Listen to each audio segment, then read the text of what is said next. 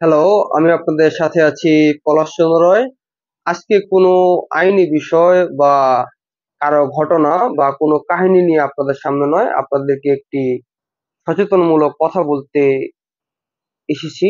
কারণ আজকে কিছুদিন আগে আমি একটি অ্যাক্সিডেন্ট দেখেছি বা দুর্ঘটনা দেখেছি রাস্তায়। তো সেই বিষয়টি বলতে এসেছি যে আপনারা সবাই যখন কোথাও যাবেন বা কোথাও যাওয়ার প্রস্তুতি নিচ্ছেন বা আপনার কোনো একটি ইম্পর্টেন্ট কাজ রয়েছে, আপনি অবশ্যই একটু সময় নিয়ে বের হবেন। যেখানে আপনার যেতে হয়তো 10 মিনিট লাগে, আপনি একটু 20 মিনিট সময় নিয়ে বের হবেন। আপনার হয়তো কোথাও যেতে 1 ঘন্টা লাগে, আপনি সেখানে 2 ঘন্টা নিয়ে বের হবেন।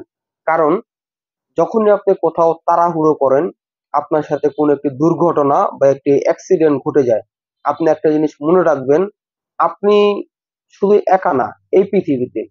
আপনার জন্য হতে পারে আপনার ভাই, আপনার বোন, আপনার ঘরের বৃদ্ধ মা-বাবা বা আপনার ওয়াইফ বা আপনার বউ, অথবা আপনি যদি বউ হয়ে থাকেন আপনার স্বামী, আপনার মা, আপনার বাবা, আপনার ছোট ছোট বাচ্চারা, সেই বাচ্চাগুলো আপনার উপর নির্ভরশীল।